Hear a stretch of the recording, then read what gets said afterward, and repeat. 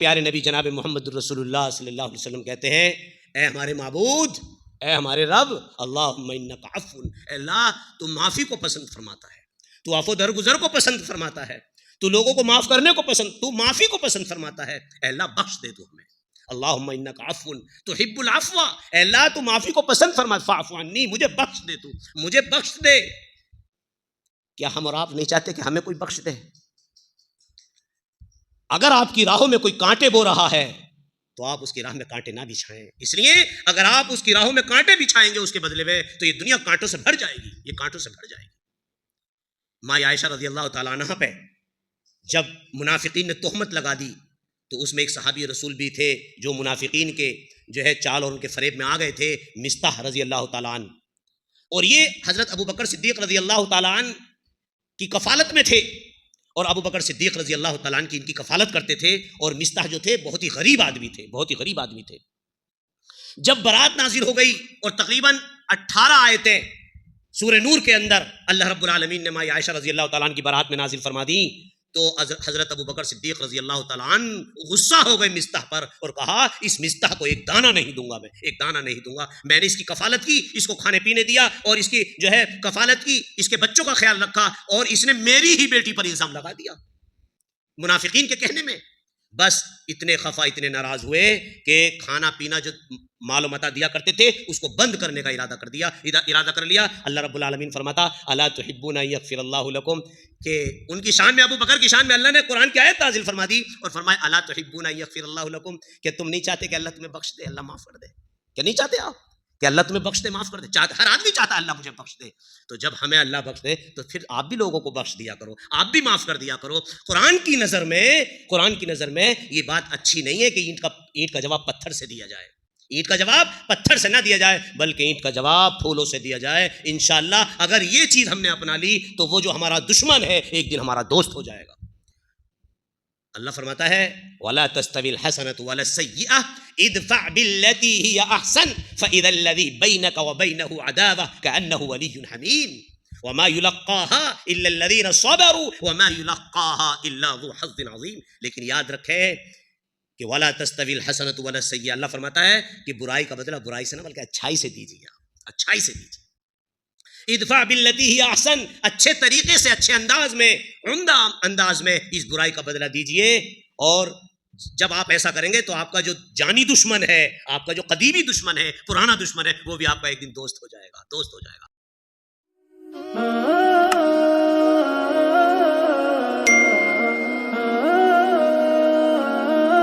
زبان میں بولتے ہیں، قبل اس کے کہ میں اپنے موضوع پر آؤں ایک بات ذہن میں رکھیں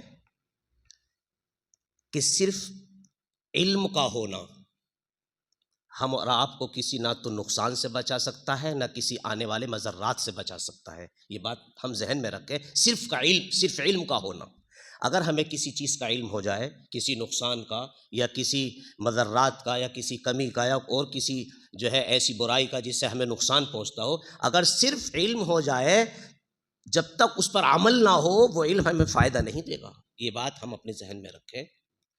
دیکھیے اگر یہ دروازہ 5 فٹ کا ہے، سپوز کرو بالفرض مان لیا جائے 6 فٹ کا ہے، ہم میں سے کسی بھائی کا جو ہے قد جو ہے وہ 7 فٹ ہے، تھوڑا لمبا ہے ہمارا بھائی، اگر اس برابر والا بھائی ہمدردی کرتے ہوئے، خیرخواہی کرتے ہوئے یہ بات کہے بھائی آپ کا قد تھوڑا لمبا ہے، ذرا لچ کے نکلنا، اس لیے دروازہ چھوٹا ہے، تو یہ علم تو آ گیا آدمی کو کہ ہاں واقعی دروازہ چھوٹا ہے، ہاں میں لچ کے نہیں، لیکن جب دروازے کے پاس یہ شخص جاتا ہے تو لچتا نہیں، اپنے سر کو نہیں جھکاتا ہے بلکہ تن کے نکلتا ہے۔ تو علم تھا کہ دروازہ چھوٹا ہے، اس کے باوجود بھی علم پہ عمل نہیں کیا، تن کے نکلا، نتیجہ کیا نکلا؟ سر پھوٹ گیا۔ تو لہذا علم ہو انسان کے پاس پھر عمل بھی ہو، اس لیے کہ بغیر عمل کے علم کوئی فائدہ نہیں دیتا ہے، بغیر علم کے عمل کوئی فائدہ نہیں دیتا ہے، اور نہ ہی عمل فائدہ دیتا ہے اگر علم بھی ہے اور عمل بھی ہے، لیکن نیت صحیح ہونی چاہیے، نیت خالص ہونی چاہیے، تب یہ علم بھی فائدہ دے گا، عمل بھی فائدہ دے گا۔ اور یاد رکھیں یہ میں جو آپ تک پہنچا رہا ہوں یہ عبداللہ ابن مسعود رضی اللہ تعالیٰ عنہ کا اثر ہے، ہاں یہ قول ہے ان کا کہ اس وقت تک علم بھی فائدہ نہیں دے گا، عمل بھی فائدہ نہیں دے گا جب تک نیت صحیح نہیں ہو آدمی کی، اور اگر نیت بھی صحیح ہے تو پھر یاد رکھیں اگر نیت بھی صحیح ہے، عمل بھی صحیح ہے، علم بھی ہے، اگر یہ ساری چیزیں نبی اکرم نبی محترم جناب محمد الرسول اللہ صلی اللہ علیہ وسلم کے طریقے کے مطابق نہیں ہے تو کوئی فائدہ نہیں ہوگا، کوئی فائدہ نہیں ہوگا۔ لہذا علم، اس کے ساتھ عمل، اس کے ساتھ نیت، ان تینوں چیزوں کو پیارے نبی جناب محمد الرسول اللہ صلی اللہ علیہ وسلم کے طریقے پر کرنا ہے، ٹھیک؟ تو انشاءاللہ ہمیں فائدہ ہوگا۔ آئیے اب اپنے موضوع پر آتے ہیں۔ یہ بات ذہن میں آ گئی کہ بغیر عمل کے علم کوئی فائدہ نہیں دیتا ہے، اور عمل اور علم نیت کے ساتھ، اور یہ ساری چیزیں نبی صلی اللہ علیہ وسلم کے طریقے کے مطابق۔ یہ ایک بات سمجھ میں آ گئی۔ دوسری بات، یہ بات میں نے اس لیے پہنچائی کیونکہ اللہ تعالی ہمارے اس عمل کو قبول فرمائے۔ یہ جو لیلۃ القدر کا قیام ہے، اللہ کے پیارے نبی جناب محمد الرسول اللہ صلی اللہ علیہ وسلم نے ارشاد فرمایا تھا کہ من قام لیلۃ القدر، کہ لیلۃ القدر کا جس شخص نے قیام کیا، فرمایا ایماناً و احتساباً، ایمان کے ساتھ اور احتساب کے ساتھ، تو نتیجہ کیا ہے؟ غفر لہ ما تقدم من ذنبہ، اللہ سابقہ گناہ معاف کر دیتا ہے، بخش دیتا ہے ایسے شخص کے۔ بہرحال تو ایمان تو سمجھ میں آتا ہے، یہ احتساب کیا چیز ہے؟ میں معزز نوجوانوں سے عرض کروں گا کہ احتساب کو ہم اپنی اردو زبان میں ہو بہو ڈھال ہی نہیں سکتے۔ میں آپ کو بتلاؤں، یہ احتساب ہم ترجمہ کر کے نکل جاتے ہیں کہ اجر و ثواب کی امید کرتے ہوئے، ہاں ایمان کے ساتھ اور اجر و ثواب کی نیت کے ساتھ، اللہ کی خوشنودی کے ساتھ، اللہ رب العالمین کی مرضی اور اللہ رب العالمین کی رضامندی کو چاہتے ہوئے، اجر و ثواب کی نیت کرتے ہوئے اگر ہم یہ رات کا قیام کریں تو اللہ رب العالمین ہمارے سابقہ پچھلے گناہ اللہ بخش دے گا۔ غفر لہ ما تقدم من ذنبہ۔ دیکھیے احتساب سمجھ لیتے ہیں، احتساب کیا ہے؟ میں نے بھی کہا کہ اردو زبان میں تو ہو بہو نہیں ڈال سکتے اس کو، لیکن میں آپ کو ایک مثال سے سمجھانے کی کوشش کروں گا، شاید سمجھ میں آ جائے۔ دلچسپی ہوتی ہے ایک چیز، کسی چیز کی لگن ہوتی ہے، کسی چیز کی تڑپ ہوتی ہے انسان کے اندر، کسی چیز کو حاصل کرنے کے لیے انسان کے اندر وہ درد اور وہ تڑپ ہوتی ہے کہ بس کسی طریقے سے یہ چیز حاصل ہو جائے۔ تو ظاہر بات ہے اس چیز کے لیے آدمی محنت بہت کرتا ہے جو چیز حاصل کرنا چاہتا ہو۔ یونیورسٹی میں یا کالجز میں یا مکتب میں یا اسکولوں میں جب بھی ایگزام کا زمانہ آتا ہے تو طلبہ بڑی محنت کرتے ہیں ماشاءاللہ، ٹھیک ہے، لیکن طلبہ جو ہوتے ہیں یا جو ایگزام دینے والے لوگ ہوتے ہیں وہ سبھی ہوتے ہیں، سبھی لوگ امتحان دیتے ہیں، لیکن ہم ذرا یہ غور کریں کہ کتنے لڑکے ایسے ہوتے ہیں جن کی نظر 90+ نمبروں پر جو ہے ان کا فوکس ہوتا ہے، اور ان کا جو ہے یہ ذہن ہوتا ہے کہ مجھے 90% سے 95% سے نمبر کم نہیں لانے بھائی۔ ہاں، اس لیے کہ وہ بچے محنت کرتے ہی نمبرات کے لیے اور ٹاپ آنے کے لیے اور ممتاز آنے کے لیے۔ ہاں، لیکن آپ ذرا سوچیں کہ جس شخص کے ذہن میں، جس طالب علم کے ذہن میں یہ بات ہو کہ مجھے 100% نمبر لانے ہیں، تو کیا وہ مستی کرے گا، موجے کرے گا، سوئے گا، یا ادھر ادھر گھومے گا، یا محنت کرے گا؟ آپ بتلائیں کتنی محنت کرے گا وہ پڑھنے کے لیے، تب جا کے وہ۔ لیکن بعض طلبہ انہی میں ہوتے ہیں کہ وہ ذلت و رسوائی سے بچنے کے لیے بس پاسنگ نمبر لے آئے کہ بس کوئی یہ نہ کہے کہ ہم فیل ہو گئے۔ تو آپ ذرا بتائیے کس بچے کی دلچسپی زیادہ ہے وہ نمبر حاصل کرنے کے لیے؟ جو لوگ 100% نمبر حاصل کرنے کے لیے کوشش کرتے، وہ کتنی لگن، کتنی محنت، کتنی کوشش، راتوں کو اپنی نیند کو قربان کرتے ہیں، دنوں کو اپنا چین چھوڑتے ہیں، کھانا بھی نہیں کھاتے ہیں، بھوک بھی برداشت کرتے ہیں، پیاس بھی برداشت کرتے ہیں، بس کسی طریقے سے نمبر حاصل ہو جائیں۔ لہذا قیام اللیل تو سبھی لوگ کر رہے ہیں، روزے تو سبھی لوگ رکھ رہے ہیں، راتوں کو عبادت تو سبھی لوگ کر رہے ہیں، لیکن کتنے لوگوں کی لگن ہے کہ ہماری بخشش ہو جائے، ہماری مغفرت ہو جائے، ہمیں مغفرت چاہیے، ہمیں بخشش چاہیے، ہمیں اس کے علاوہ کچھ بھی نہیں چاہیے۔ یہ احتساب اس نیت سے کہ بس اس لیے کہ رمضان آیا ہی تقویٰ سکھانے کے لیے ہے اور مغفرت کرنا۔ اگر ہم جنت میں جانا چاہتے ہیں تو ایک راستہ ہے مغفرت کا، اس مغفرت کے بغیر ہم جنت میں نہیں جا سکتے ہیں، اور مغفرت کرانے کے لیے یہ راتیں ہیں، یہ طاق راتیں اللہ کے پیارے نبی جناب محمد رسول اللہ صلی اللہ علیہ وسلم اس رات کی تعین کرانے کے لیے، بتلانے کے لیے، متعین کرنے کے لیے آپ صلی اللہ علیہ وسلم اپنے گھر سے نکلے تھے، اور آپ نے فرمایا تھا کہ خرجت لیخبرکم، میں نکلا تھا تاکہ تمہیں اس رات کے بارے میں بتلا دوں۔ اللہ کے پیارے نبی صلی اللہ علیہ وسلم نے ارشاد فرمایا فتلاھا، فلان و فلان، میں نے دیکھا کہ فلاں شخص آپس میں جھگڑ رہے ہیں، یعنی دو مسلمان جھگڑ رہے ہیں. فرفعت، تو اللہ کے پیارے نبی صلی اللہ علیہ وسلم نے فرمایا کہ مجھ سے اس کا علم اٹھا لیا گیا، یعنی مجھے بھلا دیا گیا. اب تم آخری عشرے کی طاق راتوں میں اس کو تلاش کرو. جاگنا تو 10 راتیں ہیں، لیکن شب قدر جو ہے آپ صلی اللہ علیہ وسلم نے فرمایا کہ طاق راتوں میں اس کو تلاش کرو، طاق راتوں میں اس کو تلاش کرو. کئی بار ایسا ہوتا ہے، اگر ایک مصلحت یہ بھی سمجھ میں آتی ہے کہ اگر کوئی رات تعین کر دی جاتی، کسی رات کو متعین کر دیا جاتا تو شاید ایک ہی رات جاگتے لوگ. اب ماشاءاللہ 10 راتیں جاگتے ہیں تو عبادت میں اضافہ ہوتا ہے، عبادت میں اور درجات بلند ہوتے جاتے ہیں. اس رات کا نام ہی لیلۃ القدر، اس کو لیلۃ القدر بھی کہا گیا. اور سورہ دخان میں ایک صفت بیان کی گئی اس رات کی، لیل مبارکہ، یہ مبارک رات ہے. لہذا یہ عظمت والی رات ہے، یہ مبارک رات ہے، یہ فیصلوں والی رات ہے. آئیے قرآن کیا کہتا ہے. اللہ فرماتا ہے انا انزلناہ فی لیلۃ القدر وما ادراک ما لیلۃ القدر، ہم نے اس کو لیلۃ القدر میں نازل کیا ہے. اور اللہ رب العالمین فرماتا ہے لا یأتیہ الباطل من بین یدیہ ولا من خلفہ تنزیل من حکیم حمید، کہ یہ ایک ایسی کتاب ہے کہ اس میں باطل نہ آگے سے داخل ہو سکتا ہے نہ پیچھے سے داخل ہو سکتا ہے، اور یہ اس حمد باری تعالیٰ کی طرف سے یہ منزل شدہ کتاب ہے، یعنی یہ نازل کی ہوئی ہے. یہاں دیکھیے اللہ رب العالمین سورہ دخان میں بھی فرماتا حامیم والکتاب المبین انا انزلناہ فی لیلۃ مبارکہ انا کنا منذرین فیہا یفرغ کل امر حکیم. سورہ لیلۃ القدر میں اللہ نے فرمایا ہم نے اس کو نازل کیا، اور وہاں تنزیل کا لفظ استعمال کیا اللہ نے، لا یاتی الباطل من بین یدی ولا من خلف تنزیل. دیکھیے انزال میں اور تنزیل میں فرق ہے.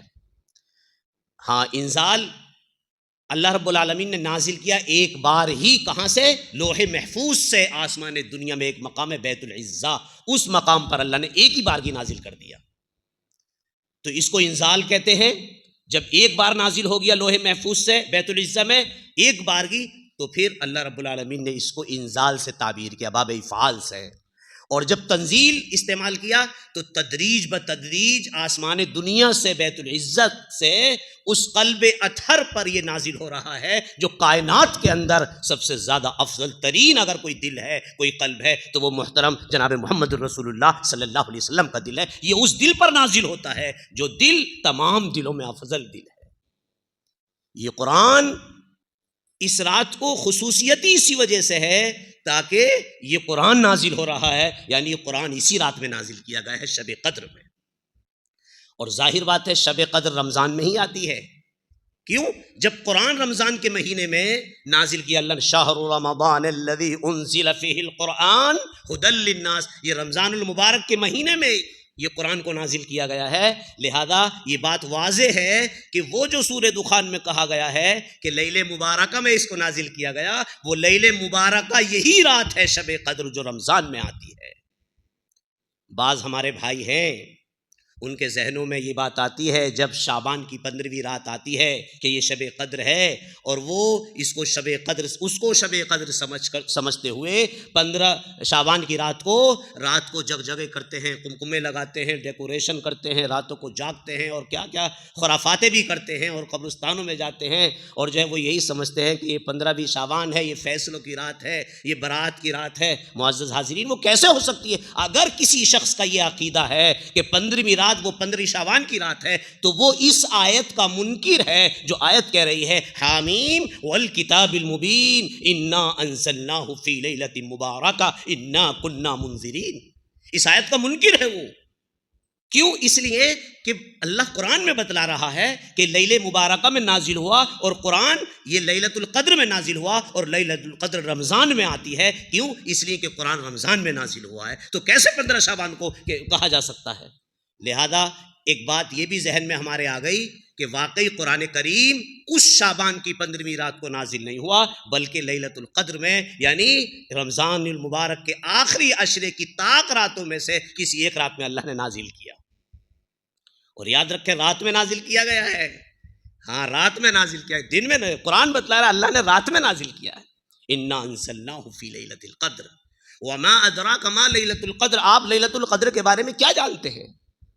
اللہ ہم اور آپ سے سوال کر رہا ہے، نبی محترم جناب محمد الرسول اللہ صلی اللہ علیہ وسلم سوال ہو رہا ہے، آپ کیا جانتے ہیں شب قدر کے بارے میں؟ لیلۃ القدر کے کیا ہے لیلۃ القدر؟ اللہ خود جواب دیتا ہے خیر من الف شہر، 1000 مہینوں سے افضل ہے وہ رات، یعنی 1000 مہینوں کی عبادت جو ہے ان عبادتوں سے اگر کسی شخص کو یہ لیلۃ القدر کی رات مل گئی، اسے یہ نصیب ہو گئی، اللہ رب العالمین اسے تقریباً 83 سال 4 مہینوں کی عبادت کا اللہ رب العالمین اجر و ثواب نصیب فرمائے گا۔ دیکھیے قدر، یہ لیلۃ القدر ہے نا، قدر کے کئی معنی ہیں۔ قدر کے معنی ہوتے ہیں اندازہ کرنا، قدر کے معنی ہوتے ہیں فیصلہ کرنا، اور قدر کے معنی ہوتے ہیں مقام، منزلت، ہاں رتبہ، یہ رتبے تو پھر لیلۃ القدری مقام و عزت والی رات، اگر ہم قدر معنی لیتے ہیں تو لیلۃ القدر یعنی مقام و عزت والی رات، اور اگر ہم اس کا معنی لیلۃ القدر اس کے معنی کیے گئے ہیں فیصلوں والی رات، کہ فیصلے ہوتے ہیں، ہاں تو اس رات میں فیصلے ہوتے ہیں پورے سال کے۔ اللہ رب العالمین اپنے فرشتوں کو پلاننگ دے دیتا ہے کہ اس رات یعنی اس رات میں فیصلے ہوتے ہیں پورے سال کے، اور اللہ رب العالمین کہہ دیتا ہے کہ اس سال کے فلاں دن میں فلاں وقت میں فلاں شخص کی موت واقع ہو جائے گی، یا فلاں شخص پیدا ہوگا، یا فلاں شخص کی تجارت میں برکت ہوگی، یا فلاں شخص کی فلاں شخص کو صحت عطا کر دی جائے گی۔ اسی طریقے سے تمام پورے سال کی پلاننگ اللہ رب العالمین اس رات میں دے دیتا ہے۔ دیکھیے وہ کیسا شخص ہے جس کی موت کا وارنٹ اوپر سے جاری ہو چکا ہو، اور وہ بازاروں میں ٹھٹے لگاتا پھرتا ہو، وہ لوگوں کی چغلیاں کرتا رہتا ہو، برائیاں کرتا رہتا ہو، اور اللہ اور اس کے رسول صلی اللہ علیہ وسلم کی تعلیمات کو اپنے پاؤں سے رونتا چلا جاتا ہو، اور آپ صلی اللہ علیہ وسلم کی تعلیمات کو خاطر میں نہ لاتا ہو، اور پیارے نبی جناب محمد رسول اللہ صلی اللہ علیہ وسلم کی تعلیمات سے روگردانی کرتا ہو، اعراض کرتا ہو، اور اپنی منمانیوں میں اپنی منموجیوں میں زندگی گزارتا ہو، کہ اسے یہ خبر نہیں ہے کہ یہ رات پتہ نہیں اگلے سال کو مجھے ملے گی کہ نہیں ملے گی، پتہ نہیں مجھے یہ رات نصیب ہوگی کہ نہیں ہوگی، اور کون جانتا ہے اپنی زندگی کے بارے میں انسان ایک لحظہ اور ایک منٹ کی بھی گارنٹی نہیں دے سکتا کہ میں مسجد کے باہر بھی جا سکتا ہوں کہ نہیں جا سکتا۔ معزز حاضرین، اللہ نے یہ رات ہمیں نصیب فرمائی ہے، بہت قیمتی رات ہے، بہت قیمتی رات ہے۔ اس رات کو حاصل کرنے کے لیے صحابہ 6 مہینے سے اس رات کے لیے دعائیں کرتے تھے، اس مہینے کے لیے دعائیں کرتے تھے، اس شہر کے لیے جو ہے دعائیں کرتے تھے، اور جب یہ شہر، یہ رمضان المبارک کا مہینہ، یہ آخری عشرہ پیارے نبی جناب محمد الرسول اللہ صلی اللہ علیہ وسلم پاتے، تو آپ صلی اللہ علیہ وسلم اتنی کڑی محنت اور اتنی شد و مت کے ساتھ محنت کرتے، آپ خود بھی جاگتے ان راتوں میں، اور اپنے بچوں کو بھی جگاتے، اپنے اہل خانہ کو بھی آپ جگاتے تھے، اور آپ اس رات میں زیادہ سے زیادہ عبادت کرتے تھے۔ اتنی عبادت آپ آخری عشرے میں کرتے تھے، اتنے کبھی دوسرے دنوں میں آپ عبادت نہیں کرتے تھے۔ جبکہ نبی محترم جناب محمد الرسول اللہ صلی اللہ علیہ وسلم مغفور، تو میں عرض کر رہا تھا کہ اللہ رب العالمین ارشاد فرماتا ہے کہ ہم نے اس کو لیلۃ القدر میں نازل کیا، تو میں لیلۃ القدر کے بارے میں بتا رہا تھا کہ یہ لیلۃ القدر ہے، اور یہ لیل مبارکہ بھی ہے، تو برکت کس وجہ سے ہے؟ یہ برکت یعنی برکت والی رات، اللہ رب العالمین اس رات میں ایسی برکتیں نازل کرتا ہے کہ اللہ رب العالمین یعنی اضافہ کرتا جاتا ہے، درجات میں اضافہ کرتا جاتا ہے۔ ہم کہتے ہیں اللہم بارک علی محمد، اے اللہ پیارے نبی صلی اللہ علیہ وسلم پر برکتیں نازل فرما، یعنی برکتوں میں اضافہ کرتا جا، درجات کو بلند کرتا جا، درجات میں اضافہ کرتا جا، یہی برکت کا اللہ رب العالمین۔ اتنی عبادتیں ہوتی ہیں، کوئی آدمی قرآن کی تلاوت کر رہا ہے، کوئی آدمی ذکر و اذکار کر رہا ہے، کوئی آدمی نوافل پڑھ رہا ہے، کوئی اللہ سے دعائیں کر رہا ہے، کوئی اللہ رب العالمین سے جو ہے التجا کر رہا ہے، اور اجر و ثواب کی امید سے کوئی آدمی قیام اللیل کر رہا ہے۔ عبادات بڑھ جاتی ہیں، اور اللہ رب العالمین ان عبادات میں اجر و ثواب میں زیادتی کرتا رہتا ہے، زیادتی کرتا رہتا ہے۔ تو یہ لیلۃ القدر ہے، یہ برکت والی رات ہے، اور یہ فیصلوں والی رات ہے، لہذا انسان کو چاہیے کہ کہیں ایسا نہ ہو کہ ہمارا فیصلہ ہو چکا ہو اور ہم غفلت میں ہوں، معزز حاضرین، اللہ کے پیارے نبی جناب محمد الرسول اللہ صلی اللہ علیہ وسلم جب اس مہینے کو پاتے، اور صحابہ اکرام رضوان اللہ تعالیٰ علیہ مجمعین جب اس مہینے کو پاتے، تو اس مہینے کی کچھ خصوصیتیں بیان کرتے اللہ کے پیارے نبی صلی اللہ علیہ وسلم، کچھ صفات بیان کرتے، اور فرماتے کہ لوگوں اللہ رب العالمین نے آسمان کے دروازے کھول رکھے ہیں، جنتوں کے دروازے کھول رکھے ہیں اللہ رب العالمین نے، اور اس مہینے کے اندر جہنم کے دروازے بند کر دیے ہیں اللہ نے، اور سرکش شیاطین جو ہے اللہ نے ان کو پابند سلاسل کر دیا ہے، اللہ رب العالمین نے ان کو قید کر دیا ہے تاکہ لوگوں کو جو ہے ان کے دلوں میں ان کے دماغوں میں وسوسے نہ ڈالیں۔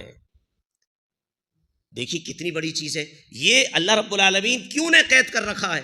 حالانکہ چھوٹے چھوٹے ٹہلتے رہتے ہیں، چھوٹے چھوٹے ٹہلتے رہتے ہیں، کہیں نہ کہیں جھگڑے بھی ہو جاتے ہیں اور لڑائیاں بھی ہو جاتی ہیں، اس کا مطلب یہ کہ بڑے بڑے جو سرکش شیاطین ہیں وہ تو قید ہو جاتے ہیں، لیکن چھوٹے چھوٹے پھر بھی ٹہلتے رہتے ہیں۔ اللہ رب العالمین نے سورہ فجر میں ارشاد فرمایا والفجر وليال عشر والشفع والوتر واللیل اذا یسر، قسم ہے فجر کی۔ بعض مفسرین نے اس فجر سے جو مراد لیا ہے اس رات کی فجر مراد لی ہے، اس رات کی فجر مراد لی ہے کہ یہ وہی فجر ہے جو شب قدر کی رات کی فجر ہے، اور یہ وہی راتیں ہیں جو شب قدر کی راتیں ہیں، یعنی یہ طاق راتیں، یہ آخری عشرے کی راتیں مراد لی ہیں۔ بعض مفسرین نے ان راتوں کے بارے میں اور دنوں کے بارے میں یعنی ذی الحجہ کا پہلا عشرہ بھی مراد لیا ہے، لیکن بعض مفسرین نے ان راتوں کو بھی ترجیح دی ہے کہ یہ شب قدر کی راتیں ہیں، یہ رمضان کے آخری عشرے کی راتیں ہیں، کہ اللہ رب العالمین ان راتوں کی قسم کھا کر کہتا ہے یہ بڑی قیمتی راتیں ہیں، اور اللہ غیر معمولی چیز کی قسم کھاتا ہے۔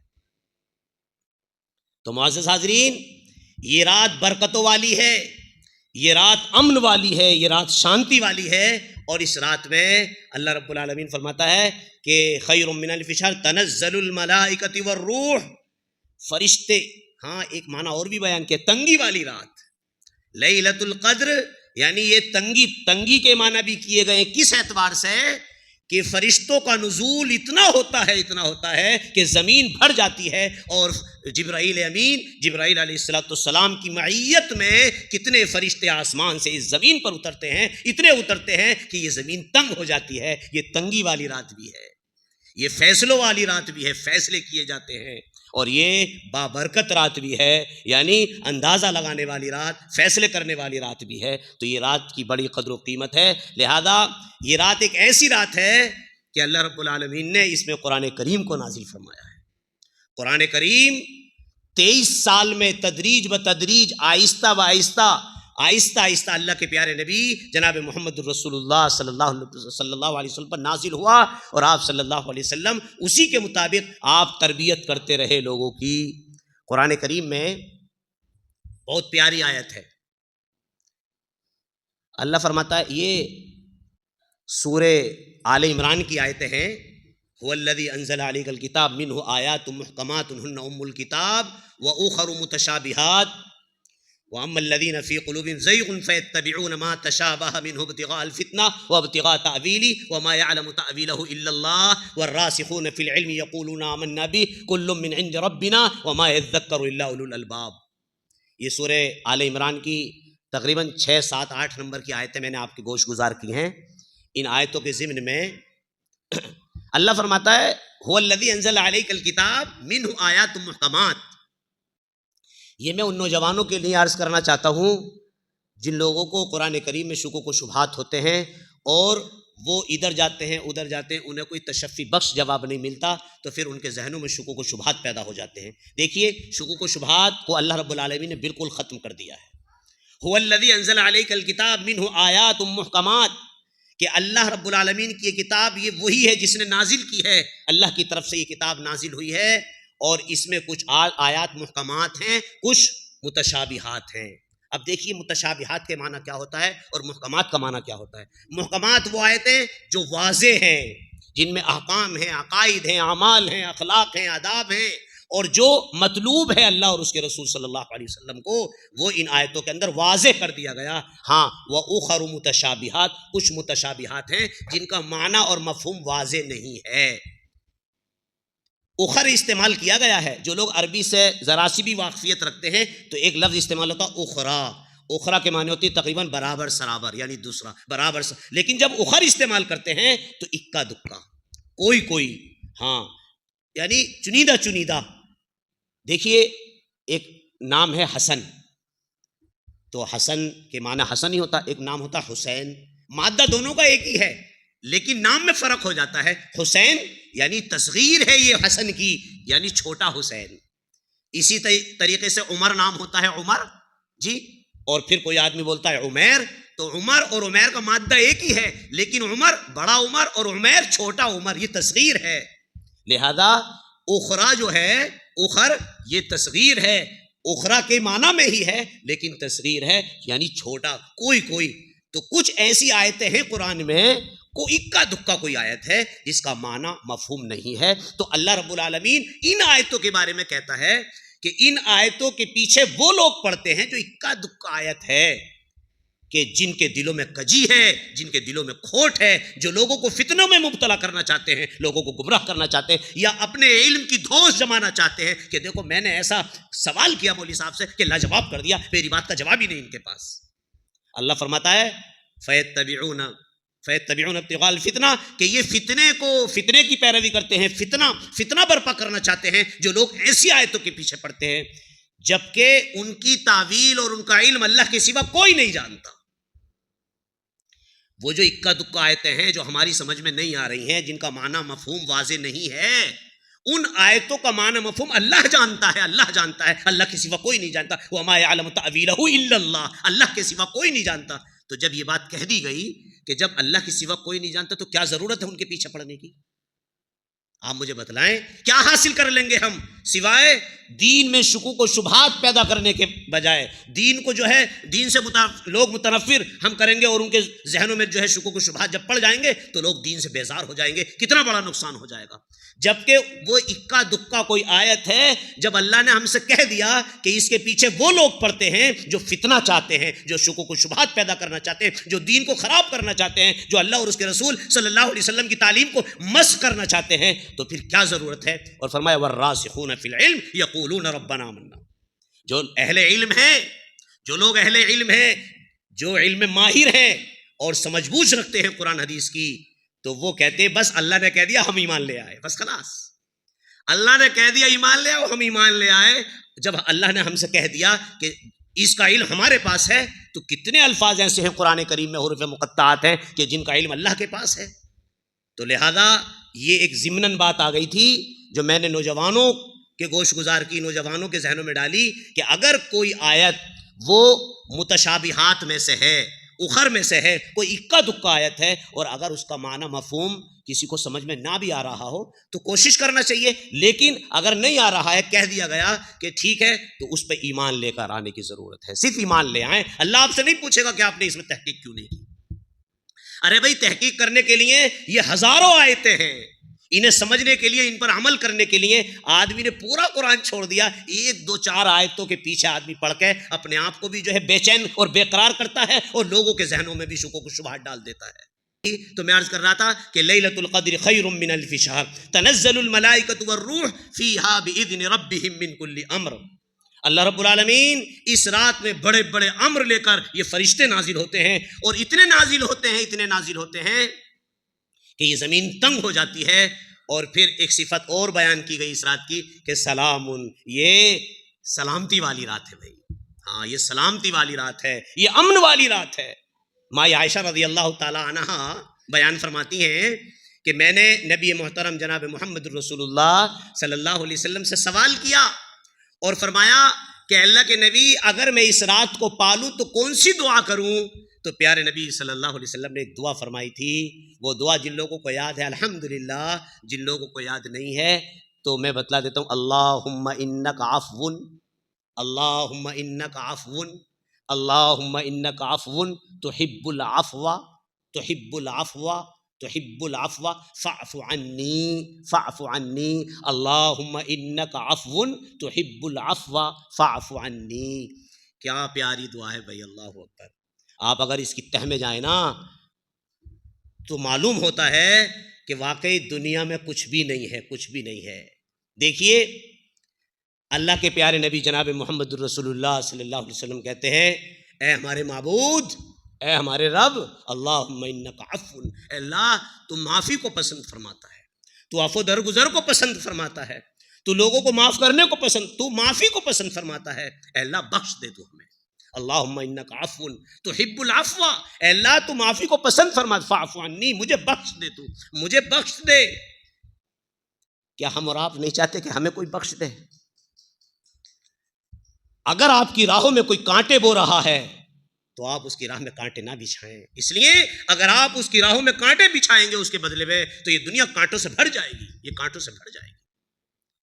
ماں عائشہ رضی اللہ تعالیٰ عنہ پہ جب منافقین نے تہمت لگا دی تو اس میں ایک صحابی رسول بھی تھے جو منافقین کے جو ہے چال اور ان کے فریب میں آ گئے تھے، مصطح رضی اللہ تعالیٰ عنہ، اور یہ حضرت ابو بکر صدیق رضی اللہ تعالیٰ عنہ کی کفالت میں تھے، اور ابو بکر صدیق رضی اللہ تعالیٰ عنہ کی ان کی کفالت کرتے تھے، اور مصطح جو تھے بہت ہی غریب آدمی تھے، بہت ہی غریب آدمی تھے۔ جب برات نازل ہو گئی اور تقریباً 18 آیتیں سورہ نور کے اندر اللہ رب العالمین نے ماں عائشہ رضی اللہ تعالیٰ عنہ کی برات میں نازل فرما دی، تو حضرت ابو بکر صدیق رضی اللہ تعالیٰ عنہ غصہ ہو گئے مصطح پر اور کہا اس مصطح کو ایک دانہ نہیں دوں گا، میں ایک دانہ نہیں دوں گا، میں نے اس کی کفالت کی، اس کو کھانے پینے دیا اور اس کی جو ہے کفالت کی، اس کے بچوں کا خیال رکھا، اور اس نے میری ہی بیٹی پر الزام لگا دیا منافقین کے کہنے میں۔ بس اتنے خفا، اتنے ناراض ہوئے کہ کھانا پینا جو مال و متا دیا کرتے تھے اس کو بند کرنے کا ارادہ کر لیا۔ اللہ رب العالمین فرماتا الا تحبون ان یغفر اللہ لکم، کہ ان کی شان میں، ابو بکر کی شان میں اللہ نے قرآن کی آیت نازل فرما دی اور فرمایا الا تحبون ان یغفر اللہ لکم، کہ تم نہیں چاہتے کہ اللہ تمہیں بخش دے، اللہ معاف کر دے؟ کیا نہیں چاہتے آپ کہ اللہ تمہیں بخش دے، معاف کر دے؟ ہر آدمی چاہتا ہے اللہ مجھے بخش دے۔ تو جب ہمیں اللہ بخش دے تو پھر آپ بھی لوگوں کو بخش دیا کرو، آپ بھی معاف کر دیا کرو۔ قرآن کی نظر میں یہ بات اچھی نہیں ہے کہ اینٹ کا جواب پتھر سے دیا جائے، اینٹ کا جواب پتھر سے نہ دیا جائے بلکہ اینٹ کا جواب پھولوں سے دیا جائے۔ انشاءاللہ اگر یہ چیز ہم نے اپنا لی تو وہ جو ہمارا دشمن ہے ایک دن ہمارا دوست ہو جائے گا۔ اللہ فرماتا ہے وَلَا تَسْتَوِي الْحَسَنَةُ وَلَا السَّيِّئَةُ ادفع بالتي هي احسن فاذا الذي بينك وبينه عداوه كانه ولي حميم وما يلقاها الا الذين صبروا وما يلقاها الا ذو حظ عظيم۔ لیکن یاد رکھیں کہ ولا تستوي الحسنة ولا السيئة، اللہ فرماتا ہے کہ برائی کا بدلہ برائی سے نہ بلکہ اچھائی سے دیجیے، اچھائی سے دیجیے۔ ادفع بالتي هي احسن، اچھے طریقے سے، اچھے انداز میں، عمدہ انداز میں اس برائی کا بدلہ دیجیے، اور جب آپ ایسا کریں گے تو آپ کا جو جانی دشمن ہے، آپ کا جو قدیمی دشمن ہے، پرانا دشمن ہے، وہ بھی آپ کا ایک دن دوست ہو جائے گا۔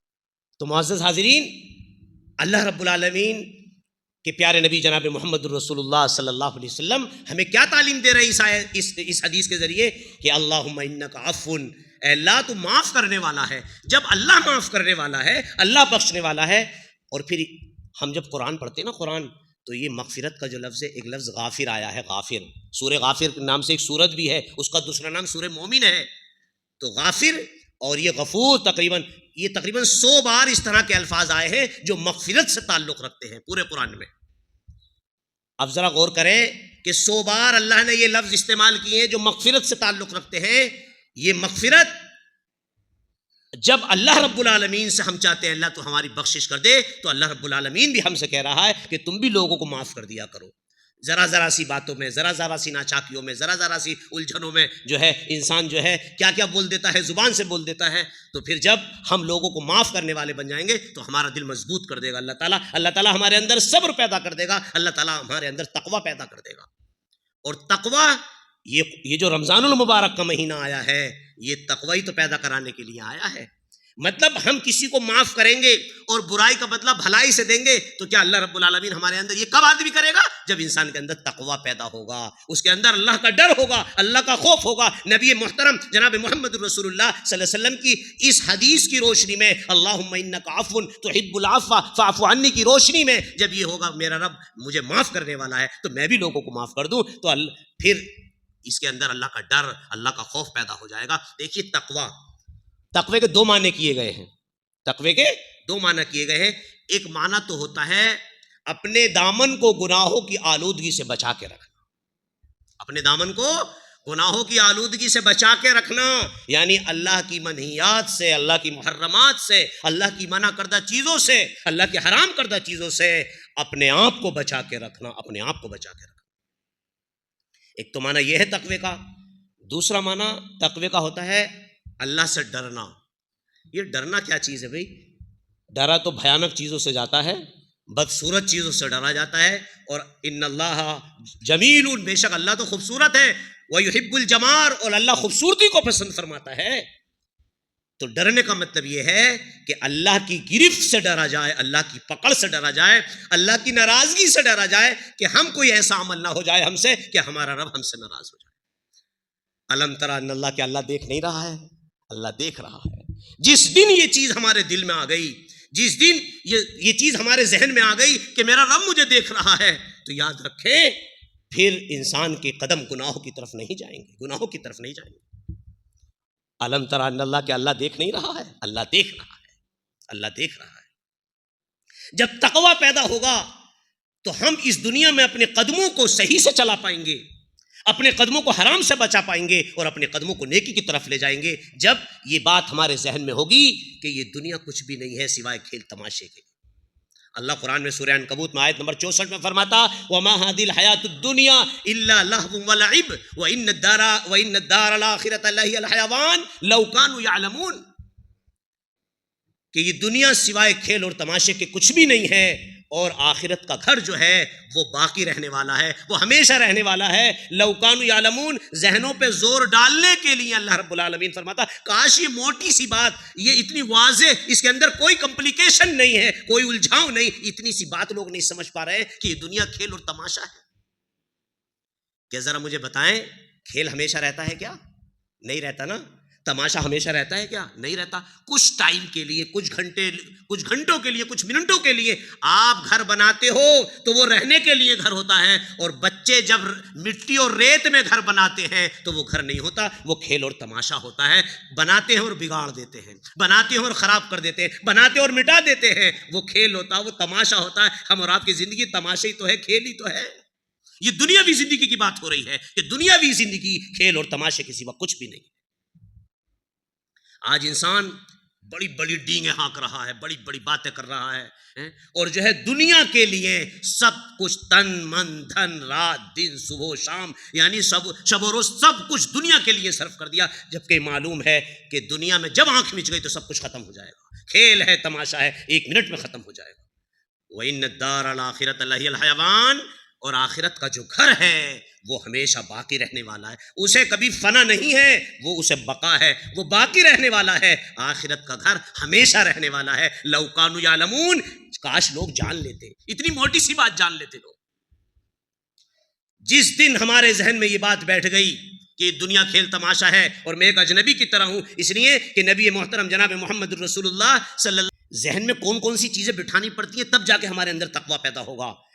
اللہ کے پیارے نبی جناب بخاری کی روایت کے مطابق عبداللہ ابن عمر رضی اللہ تعالیٰ عنہ بیان فرماتے اخذ رسول اللہ صلی اللہ علیہ وسلم بمنکبی، اللہ کے پیارے نبی جناب محمد رسول اللہ صلی اللہ علیہ وسلم نے میرے کندھے پر ہاتھ رکھا اور وقال، اور فرمایا کن فی الدنیا کانک غریب او عابر سبیل. اے عبداللہ ابن عمر، تم دنیا میں اس طرح رہو جس طرح ایک اجنبی ہو، ایک مسافر ہو. جب ہمارے ذہن میں یہ بات بیٹھ جائے گی کہ میں ایک اجنبی ہوں، میں ایک مسافر ہوں، تو انسان دنیا میں اپنا زیادہ دل نہیں لگائے گا، زیادہ یہاں رات دن اس کے لیے صرف نہیں کرے گا، بلکہ وہ اپنی آخرت کی تیاری کرے گا، وہ اپنی آخرت کی تیاری کرے گا. مسافر جو ہوتا ہے کیا سفر میں بہت زیادہ تیاری کرتا ہے؟ یہ دنیا جو ہے، یہ دنیا ہماری منزل نہیں ہے، بلکہ یہ ہمارا سفر ہے. اسے سفر ہی سمجھیں، اسے منزل نہ سمجھیں. منزل تو ہماری آخرت ہے، منزل تو ہماری جنت ہے. جس شخص نے اس دنیا کو جبکہ سفر ہے اگر منزل سمجھ لیا تو پھر یقین مانے اسے منزل تو کبھی نصیب نہیں ہوگی. سفر کے لیے آدمی تیاریاں کرتا رہتا ہے، لیکن کتنی بھی سفر کے لیے تیاری کر لے منزل سے کم ہی کرتا ہے. اور ایک بات اور میں بتلا دوں آپ کو، جس دن یہ بات ہمارے ذہن میں بیٹھ گئی کہ میں ایک اجنبی ہوں، تو پھر یاد رکھیں اگر عہدہ نہیں بھی ہے، شہرت نہیں بھی ہے، انسان پریشان نہیں ہوگا. اگر صحت نہیں بھی ہے پھر بھی پریشان نہیں ہوگا. اگر آدمی کے پاس غربت بھی ہے، مال نہیں بھی ہے، تب بھی اسے بے چینی اور بے قراری نہیں ہوگی. کیوں؟ اسے معلوم ہے کہ میں ایک سفر میں ہوں اور جب اپنی منزل میں پہنچ جاؤں گا تو سارے معاملات میرے ٹھیک ٹھاک ہو جائیں گے. یہ اجنبیت انسان کی پریشانی کو دور کر دیتی ہے، انسان کے ذہن کو سکون دیتی ہے۔ دیکھیے ایک مثال سے سمجھیں اس بات کو کہ اگر اپنے علاقے کا کوئی ادیوگ پتی آدمی، اپنے علاقے کا کوئی ارب پتی آدمی اگر اپنے ہی علاقے میں کہیں روڈ پہ دھوپ میں کھڑا ہو تو اسے آر محسوس ہوگی، اسے شرم محسوس ہوگی، ارے میں اتنا بڑا آدمی ہوں، دھوپ میں کھڑا ہوں، ٹھیک ہے؟ کیوں؟ اس لیے کہ لوگ اسے جانتے ہیں، مشہور آدمی ہے، اس لیے میں شرم محسوس کر رہا ہے کہ میں اتنا بڑا آدمی ہوں اور دھوپ میں کھڑا ہوں میں۔ اور اگر یہی آدمی احمد آباد کے کسی پلیٹ فارم پر رات گزارنی پڑ جائے نا نیچے زمین پہ، تو آرام سے چادر تان کے سو جائے گا، سوچے گا کون جان رہا ہے یہاں پہ مجھے، میں کون ہوں، کتنا بڑا آدمی ہوں۔ کیوں؟ اجنبی ہے، وہاں مسافر ہے۔ اگر جس دن یہ بات ہمارے ذہن میں بیٹھ گئی کہ میں یہاں اجنبی ہوں، میں یہاں مسافر ہوں، تو انشاءاللہ ہم آخرت کی تیاری میں لگ جائیں گے۔ معزز حاضرین، دو باتیں مرکزی طور پر آپ اپنے ذہن میں رکھیں۔ ایک تو یہ کہ یہ لیلۃ القدر ہے، اس میں فیصلے کر دیے جاتے ہیں، پتہ نہیں کس کی موت کا وارنٹ آ گیا ہو اور کس کی موت کا پروانہ جو ہے اوپر سے جاری کر دیا گیا ہو۔